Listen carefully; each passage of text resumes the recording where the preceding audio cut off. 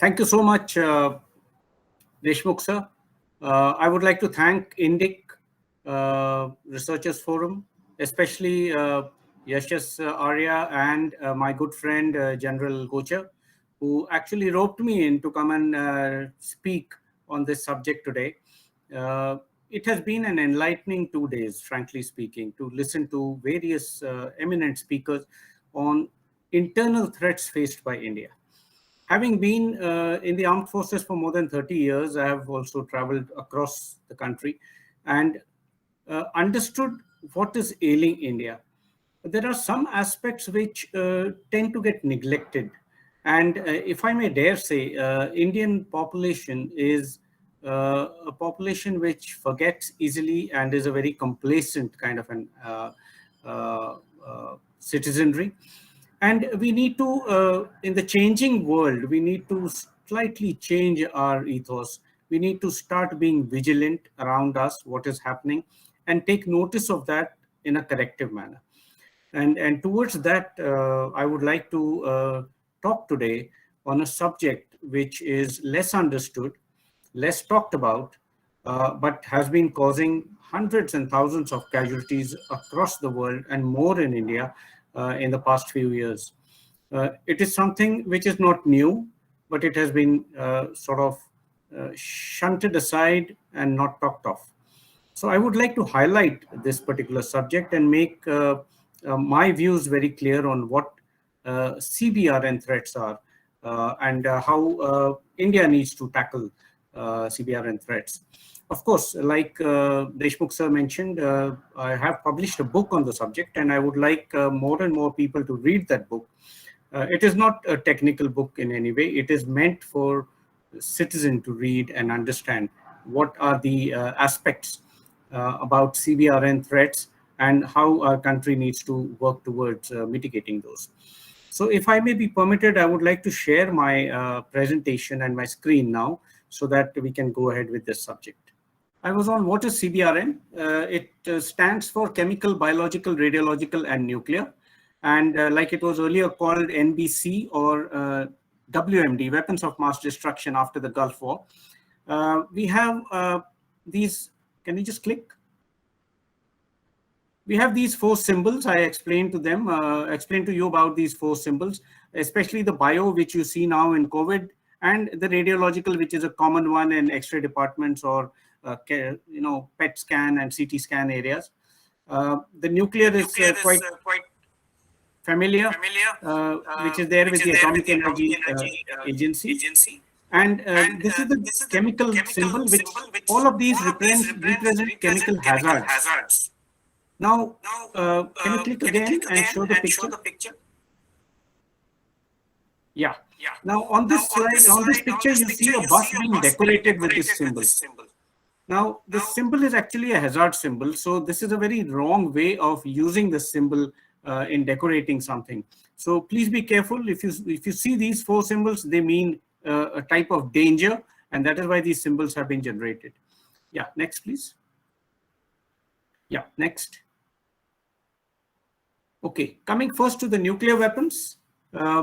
Nuclear weapons are based on a technology of either fusing 2 atoms or splitting an atom, thereby effecting a lot of release of energy. As you see on the slide, the energy is manifested in an intense flash of light, a shock or a blast wave, which is there, which is what actually does a whole lot of physical damage. And then we have the thermal radiation, which creates fires, large fires across the countryside. And last is the radiation part, whether it is the ionizing radiation, which is an immediate one, or it is the residual radiation like the gamma radiation, which remains in the atmosphere for a very long time. It could be in the rivers and trees, on the debris lying around, and so on. So these are the effects of a nuclear explosion, and that particular area will actually need to be abandoned or buried to be able to use it again. Like you see in Chernobyl, what has happened, the area has remained abandoned for many number of years, for decades actually. The same thing is going to happen in Fukushima, in certain surrounding areas where radioactivity still persists, you'll have to leave that area. The two main nuclear weapon detonations which have happened in anger are the Hiroshima and Nagasaki, which you see on the right, on 6th and 9th of August 1945, which actually led to the end of Second World War, especially for the Japanese. Below you will see the pictures which show the effects of radiation on a person. It looks like a burn, and therefore it is called radiation burns. I've also put some pictures of the systems that you use to deploy these weapons, whether it is by ships or aircraft or missiles, even artillery guns can be used, and so on. Can we have the next slide? Then we have something called the improvised nuclear device, also known as INDs for short. Basically, these are illicit nuclear weapons, stolen or otherwise originating from a nuclear state. They could also be built from components of a stolen weapon in a very crude kind of a manner. Normally, such weapons would try to use the gun type design, which is a simpler design or the simplest design in a nuclear weapon. A lot of talk is going on about the use of INDs, or the procuring of INDs by terrorist organizations, and that's why I thought I would present this particular slide to you. Can we have the next one? Coming to radiological weapons. Now, there's a subtle difference between a nuclear weapon and a radiological weapon. In a nuclear weapon, a huge amount of technology, complex technology is required to be able to split or fuse atoms. And it's a very costly kind of a technology.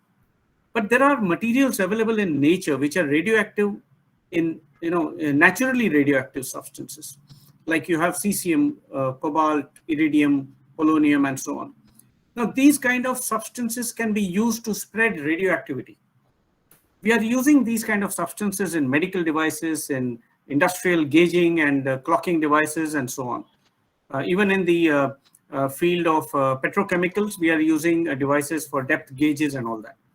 Now, if we were to use this same radioactive substance in a powdered form, mixed or packed inside a conventional explosive, and you detonate that explosive, you will have a huge amount of debris around because of the explosive nature of that explosive.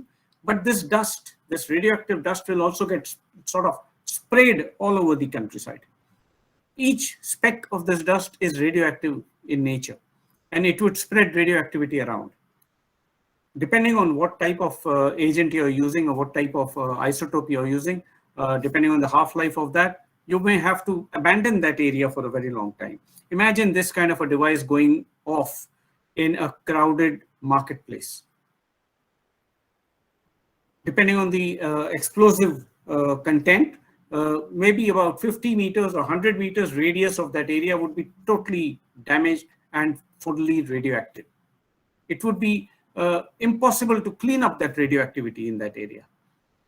So that is the kind of power that radiological weapons can have. No rocket science technology being used, very simple methods, but highly potent kind of a weapon system. And therefore, they are called dirty bombs.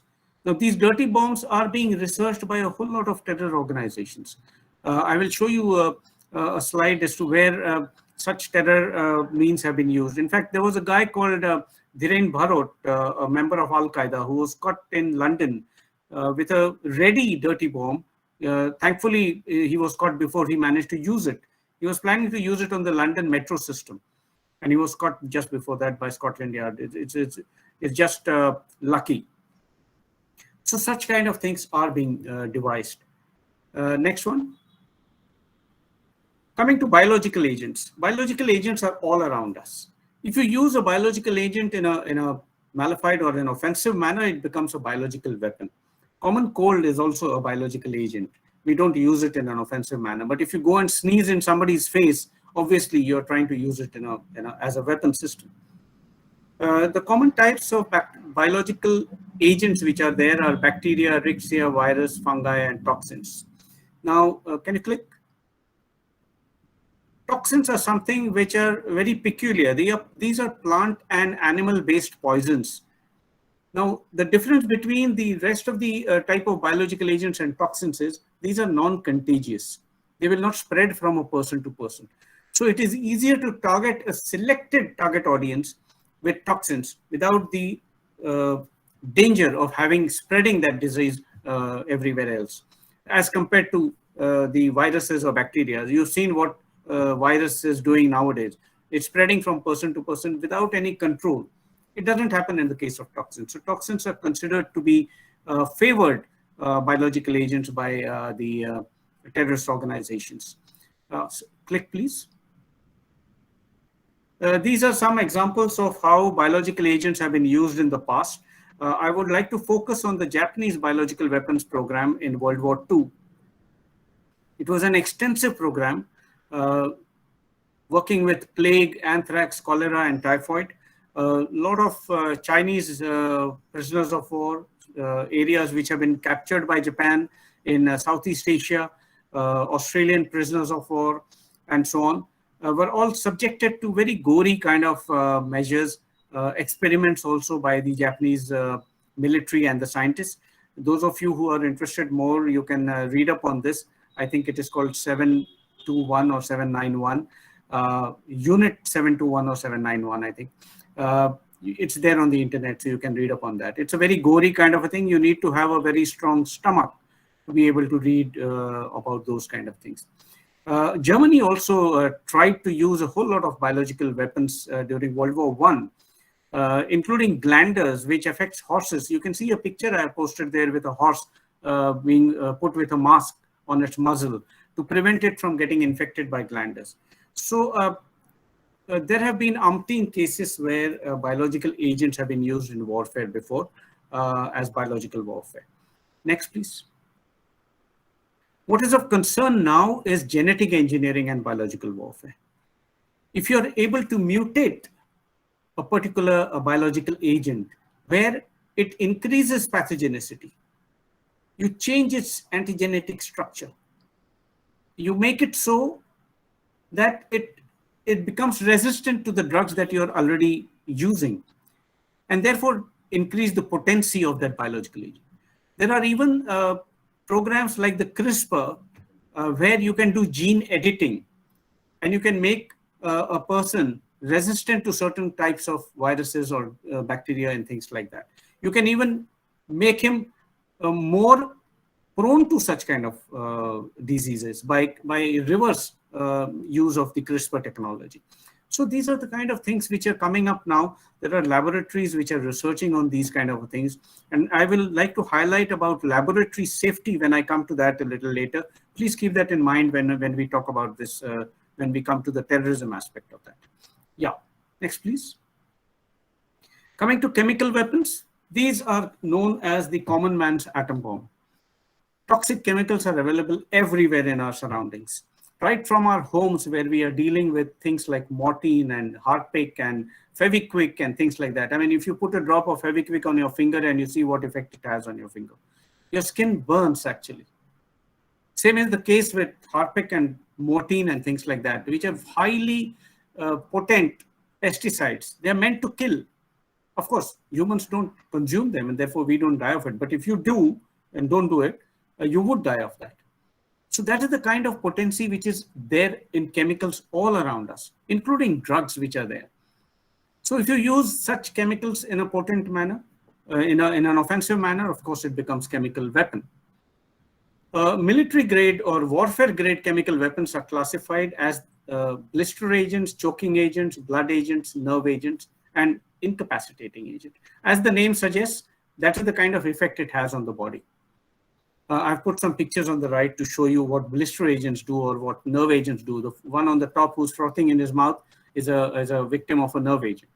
What you see, the other pictures are blister agents, where sulfur mustard and things like that, they cause large blisters on your body.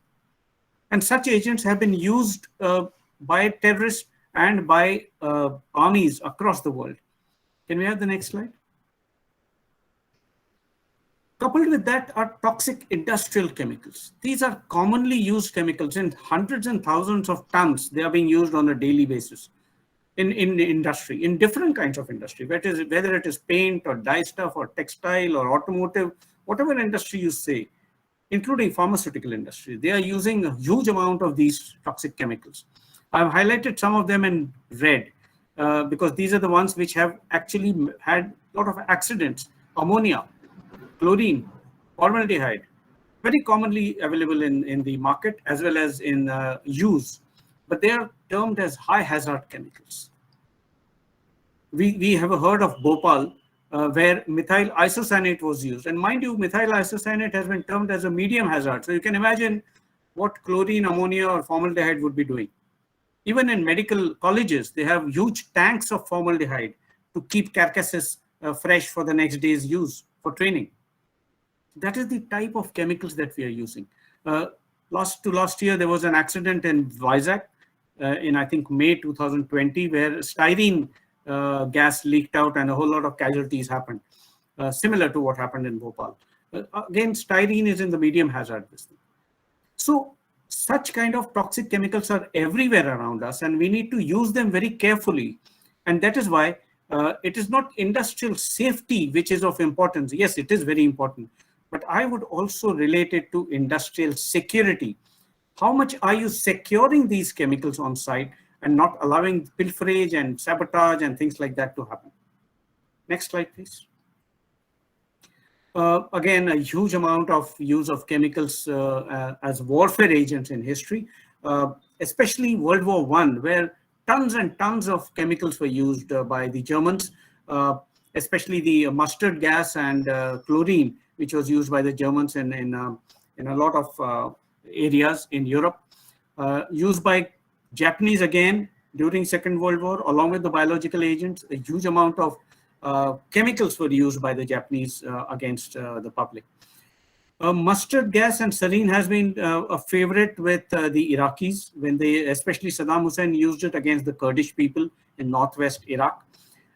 Recently, and it's ongoing actually, chlorine and sarin, which is a nerve agent, has been used by the Syrians in their conflict. And the Organization for Prohibition of Chemical Weapons, which is the ombudsman for this, has actually proven the use of such kind of chemicals in the Syrian conflict. It is an ongoing kind of a problem. They are facing these kind of threats on a daily basis. Next, please.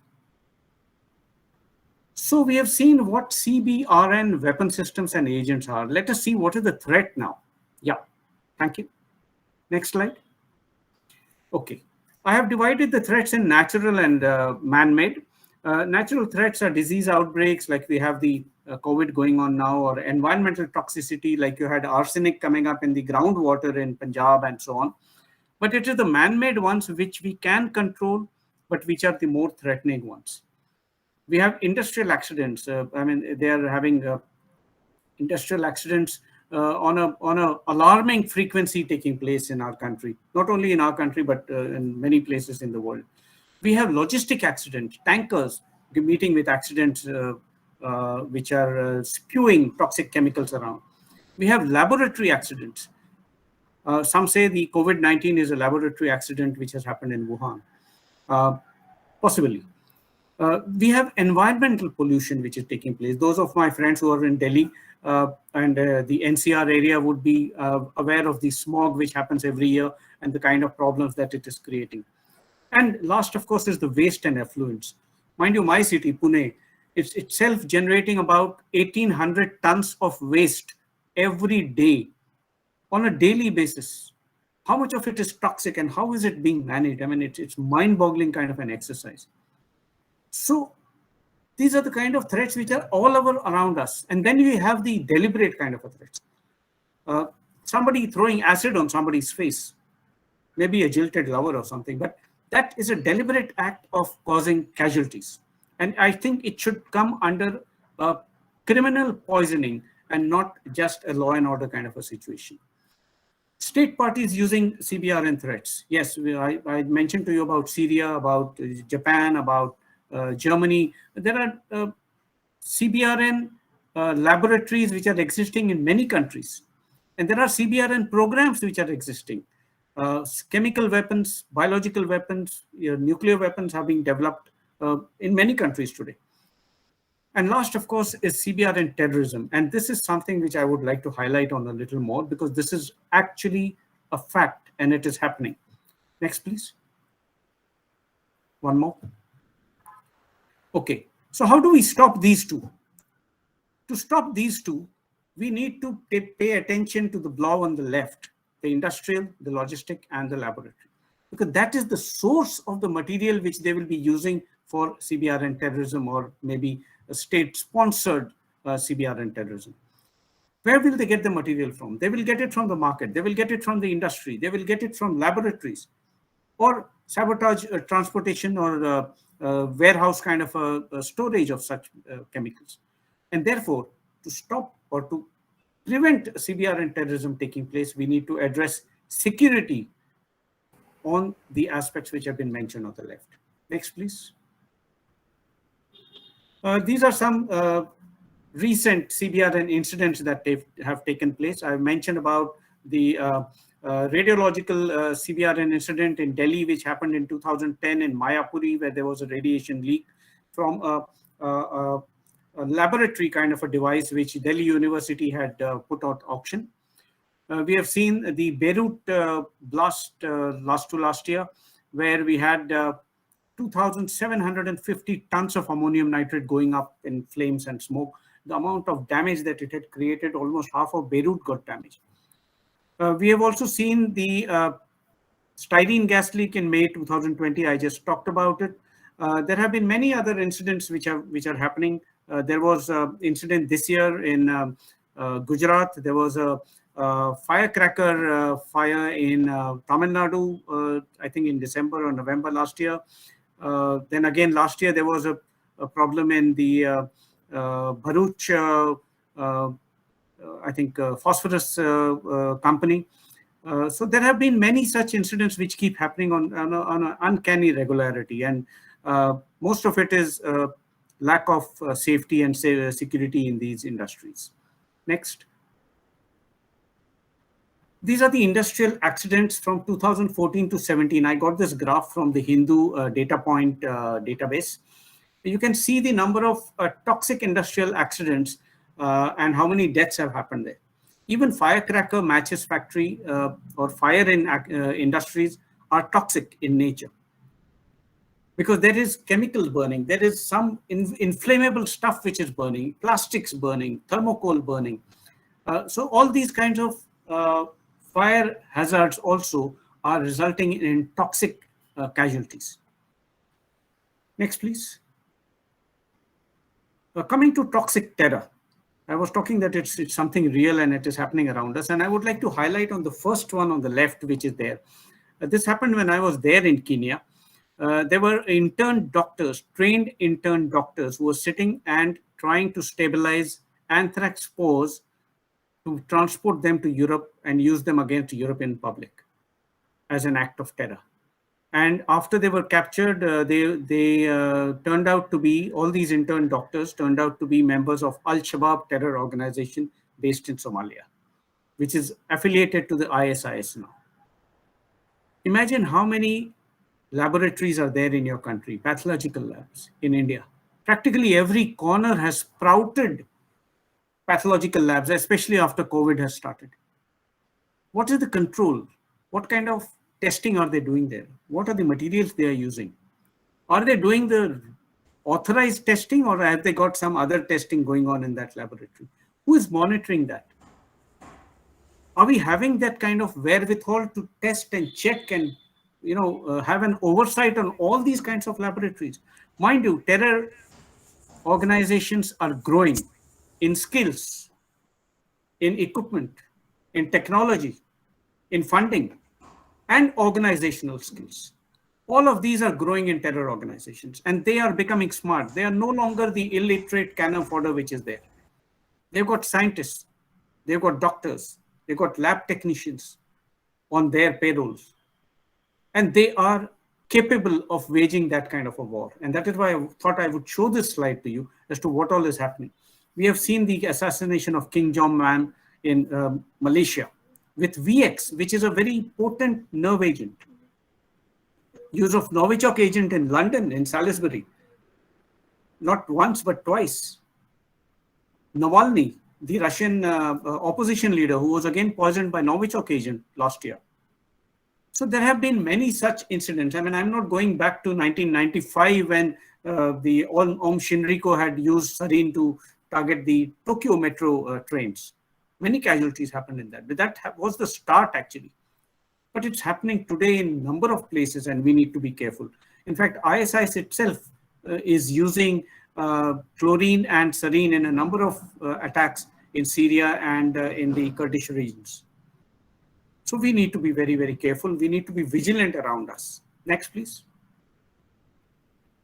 So with those kind of threats already around us, these are the vulnerabilities that we have added on, which actually compound CBRN threats around us. Densely populated cities, low response footprints. I mean, we don't have people to really go and respond to many of these incidents in the classic manner that you would like to do. Awareness, grossly inadequate. We have the best of the legislations, but we are not implementing them correctly. Our implementation is where we are falling short of. Of course, medical services have got a boost after COVID has started, but we need to still further improve on that. Next, please. So what are we doing about it? Yeah, next. International initiatives. There have been many international initiatives started with the UN, with the Interpol, with the EU CBRN action plan. That is where I was working for 3 years with them. The WHO has a CBRN response plan. The World Customs Organization. Now, this is an interesting area, which they have got a strategic trade control and a container control program. What is being shipped from here to there? What kind of trade is taking place? What are the materials being traded in? Are they legitimate? What is the end user requirement for that? All this is being controlled by the World Customs Organization. India is a big party to this whole program, and we are taking our initiatives in this side. Then there are many other protocols on the environmental pollution, the kind of waste that we are generating, and so on and so forth. But I would like to list in the next 3 slides, especially on nuclear, chemical, and biological. Yeah, next one. These are the nuclear treaties and conventions. I will not go into the details of these, but the ones which have been marked in green, India is a signatory to these particular protocols. The last one in the first bullet, this thing is the Treaty on Prohibition of Nuclear Weapons. This calls for a total prohibition of nuclear weapons. It has been enacted just last year, January, exactly 1 year before, 22nd Jan 2021. It's a new treaty. Not very many people who have signed this. Only those who have signed who don't have nuclear weapons, obviously, because the people who have nuclear weapons would not like to ban them as yet. So there is a lot of work which is going on as far as nuclear treaties are concerned. Next one. Coming to the Biological and Toxin Weapons Convention, India signed this in 1972, the moment it was tabled, and we are obligated to maintain our stance of not having developed or produced biological weapons. We have a lab which is researching on that to produce antidotes and drugs to counter such kind of threats, but we are not having any biological weapons program as such. Next one. Similar thing for the Chemical Weapons Convention. We signed it in 1997, the moment it came up for signatures and ratification. We had some chemical weapons at that time in 1993, and we were obligated to destroy all of them, which we did as per the deadline given to us.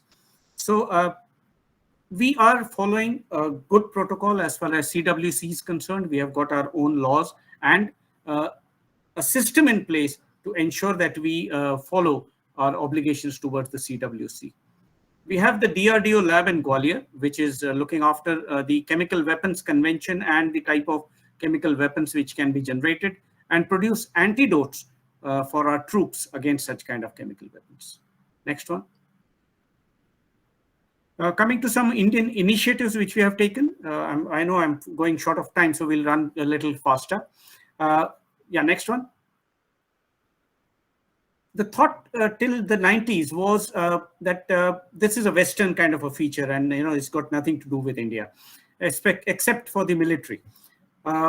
Then the thought changed to a disaster kind of a situation, that yes, these are disasters which need to be handled. And even in today, actually, it is the NDMA and the NDRF battalions, which are mandated to be the custodians of anything CBRN and the first responders for CBRN. Lately, in the last couple of years, I would say that the thought has started coming out towards CBRN security and looking at it from a national security kind of a perspective. And I'm very happy that that change has happened, and we need to further improve upon that kind of a thought process. Next. So any country's CBRN security paradigm would actually revolve around these aspects. Yeah.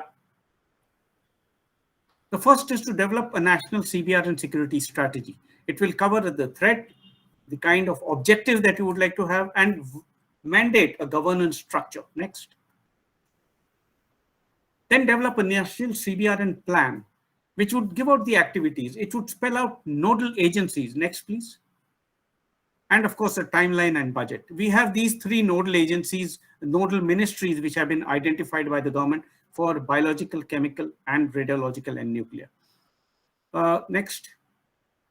Then we have domestic laws and regulations. I will show a slide on that separately, so we'll go ahead. Next. Incident management structure. The first is threat prevention, which we have a whole lot of intelligence agencies, oversight agencies, which are dealing with these kind of things. The second one is crisis prevention. Next. And we have the NDRF battalions, which are the nominated CBRN first responders for crisis and consequence management. The NDMA has issued a huge amount of guidelines on their website, which can be accessed, out of which there are some of the guidelines which are specifically related to CBRN related incidents. Do read up on them, those who are interested. Next one. These are the CBRN stakeholders. What you see on the blobs in blue on the left are the key stakeholders. But notwithstanding that, all the ones which I have listed on the right-hand side are actually CBRN stakeholders. And I would like to add into all this what my previous speaker, General Kocher, had said. Every citizen is a stakeholder in this. And unless we look at it that way, our responsibility towards all this is not going to go away in the right manner. Next one. I mentioned about laws. On the left, you see the number of laws. I think there are more than about 100 laws in our country which relate to various aspects of CBRN. But you see on the right, there are pending drafts which are there. And I mentioned the year since which they are pending. The first one, chemical management and safety rules, pending since 1998. It's sad that we have not been able to develop a comprehensive chemical management and safety rules right since 1998. I recently checked up about 2 months ago. They are still in a draft form. Same is the case with the National Action Plan for Chemicals. And why I'm showing you this is the chemicals which are the widest in our society are the most prone because of the laws which are pending. We are not yet governing them in the correct manner. And that is our weak point at the moment. Next one, please. These are the key laboratories, and I'm only showing you the important ones which are there. And the ones which are highlighted in red, especially in the bio ones, the NASAR and the NIV are the biosafety level 4 laboratories, which are high containment laboratories which can research on very lethal kind of pathogens, including COVID-19, Ebola, smallpox, and things like that. We have... sorry, sir, but may I request you to, otherwise we'll run short of the time for questions. Just two more slides, yeah. Thank you, sir. Can we go ahead, please? These are the CBRN specific initiatives which have been taken. I mentioned about the NDRF battalions. We have got radiation emergency response centers. We have got the national intelligence grid which has been set up, and monitors are being set up at key ports and airports to detect any radioactive substance which is being moved around in between there. So apart from the laws, these are the kind of initiatives which have been taken. Next, please. We'll skip the equipment part. Just go ahead. Next. Yeah, next one. I would like to conclude with showing you what are the next steps now. Yeah, please keep clicking. The first is awareness enhancement. Not just the stakeholders which I showed you, but also amongst the public, amongst the students, amongst the industry people. Everybody needs to be made aware of what are the kind of threats. Develop national CBRN strategy and plan. This is the job of the government in collusion with the industry. with the stakeholders, with laboratories, with academic institutions. Proliferation prevention, that is where CBRN intelligence comes in. And I had written an article on specifically this particular subject, CBRN intelligence. Streamline CBRN prevention in enforcement and oversight, and develop good comprehensive response capability. Our NDRF battalions are just 12 in number today, and only have one team each which is dealing with CBRN. So only 12 teams in the whole of our country. It's a very, very low footprint, frankly speaking. Next. Develop CBRN equipment capability. We have been talking about Make in India and the kind of capability generation that we have got. It is very sad that last year when I went for DefExpo last time, which is 2020, there were just 3 Indian companies which were displaying CBRN equipment there. We have a huge base in our country for CBRN equipment. It is sad. We need to nurture that, including drug and antidote stockpiles. Next one. Media engagement. CBRN is a very, very sensitive kind of a issue, and media engagement needs to be very responsible about that, especially social media handling. We can't be spreading rumors. You saw what has happened in COVID-19. In a way, I'm actually thankful to COVID-19 for having brought up so many lessons regarding CBRN awareness in the environment. Next one. And that is what we need to do now. First is CBRN security culture. And I would like to thank General Kocher again for having brought out a citizen's responsibility in this. And that is what CBRN security culture is. Therefore, we need to have courses for high schools and colleges. I must share with you that last year we ran the first ever postgraduate diploma in CBRN protection at the University of Pune. I think that's a very good start which has been made. Even our medical college are not training doctors on handling CBRN casualties, which we need to institute. And the last is what my dream is. Please click. To institute and invest in a national CBRN center of excellence. We need that to standardize CBRN training, guidelines, policy. Next, please. That is my book. For those of you who are interested, I have finished here. Jai Hind,